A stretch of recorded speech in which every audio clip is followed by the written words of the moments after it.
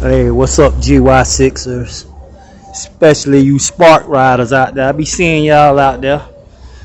From my last video, I showed y'all I had did some modifications to the 2021 Spark made by Vitacci, and since then I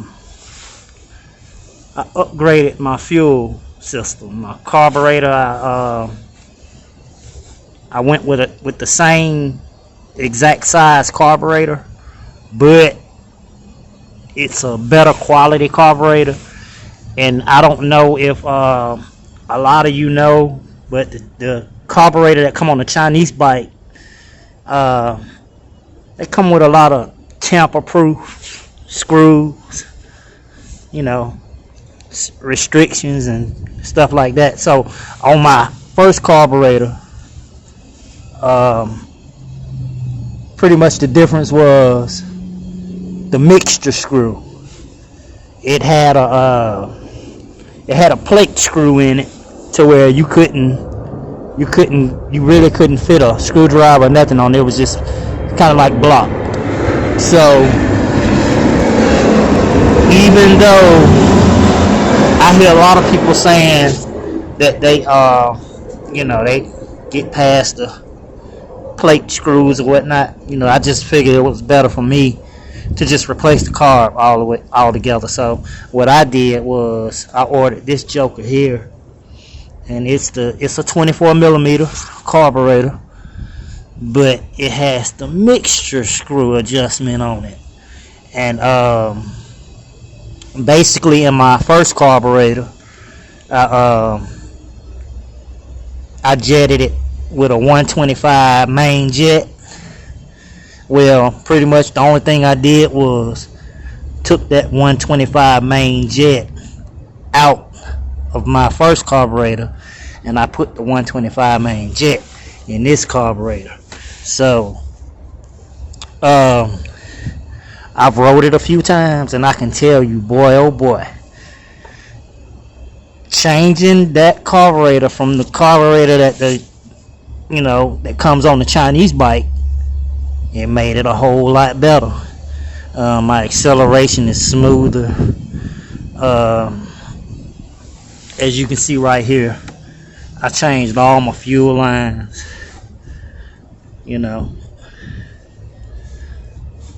Yeah, I went with the clear fuel lines, and the only thing I really haven't pretty much changed yet, I think I got like one vacuum line. I only bought clear lines, so one of the vacuum lines I know I did replace with the clear line, but eventually I'm going to change that one to a blue line, so my vacuum lines will be blue and my fuel lines will be clear. As you can see the fuel circulating through the lines right here going into the carb. So I put a new fuel filter as well, so we know definitely that the fuel delivery is 100%. And like I said, pretty much when I changed my carb, I took that 125 main jet out of my first carb, and I made sure that it went into this carb. So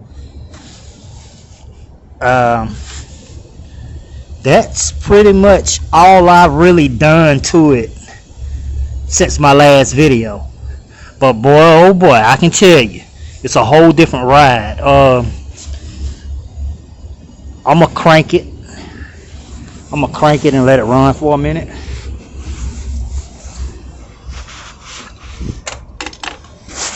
Bluetooth mode paired.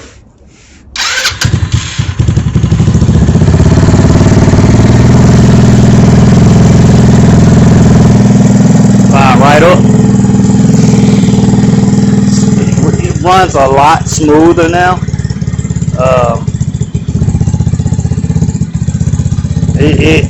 It's a different ride now. Pure acceleration, no kind of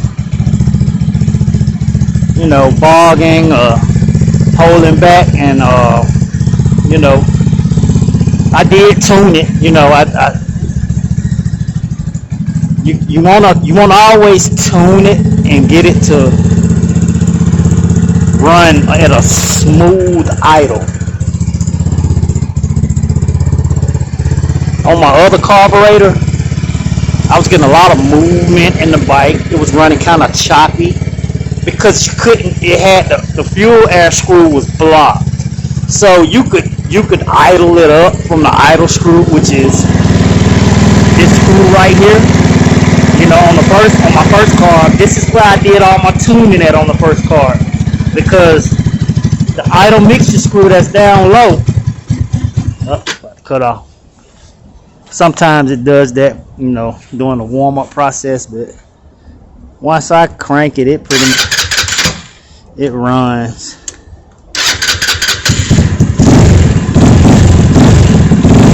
It just need to run. And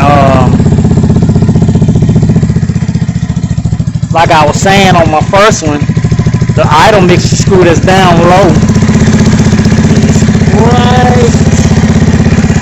right here, right there.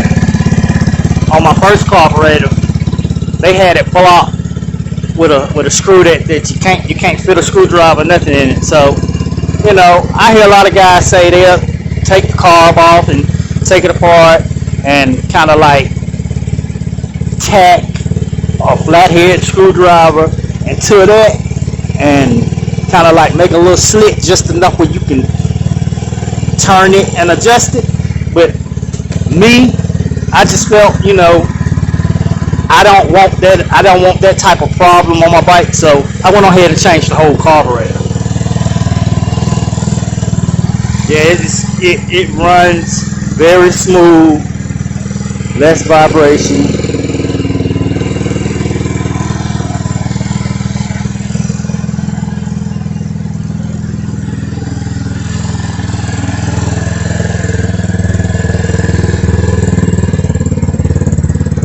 Of course, whenever I do work on this, or if I change out a major part, I kind of like to complement it with a new spark plug and change the oil. You know, when you do it like that, then you getting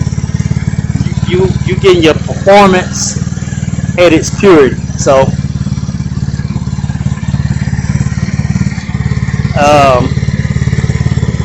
my next move on this bike is probably, now that I got the car, I got me a new clutch, which is a whole different video, because the clutch that's on here now,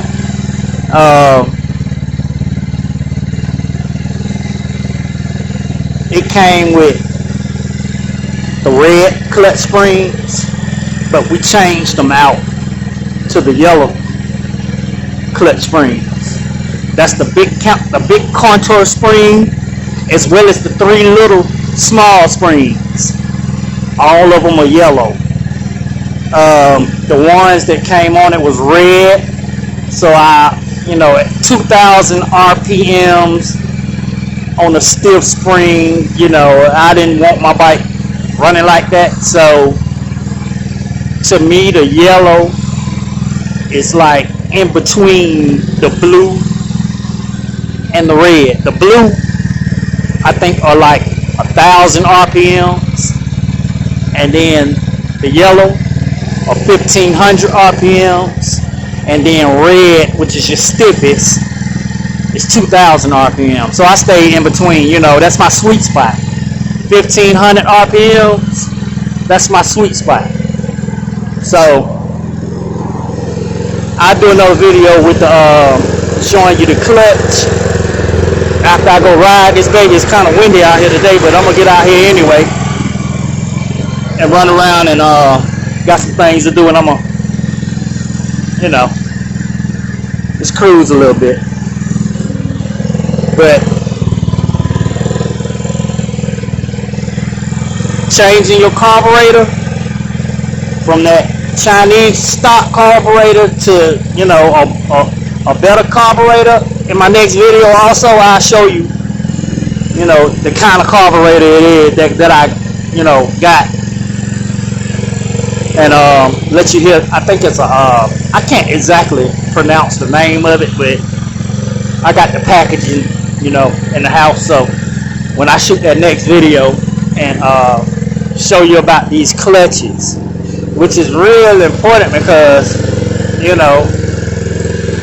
believe it or not, you can have too much spring in your clutch. So it's really about knowing your bike and finding the sweet spots. You don't want to overdo this, and next thing you know, you having this type of problem. So yeah, when I shoot that next video, and I'll show you the two clutches that I got and the difference in the carburetors. Carburetors is pretty much simple. This carburetor here has the mixture screw. I got a very fine tune on it, and you can really tell the difference. So if you're questioning yourself and asking yourself, should I change my carburetor? Listen, yes, you should.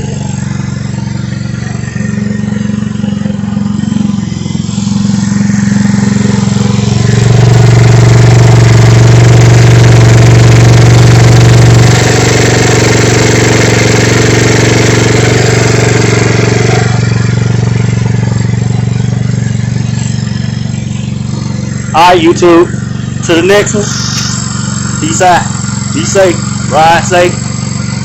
Yep.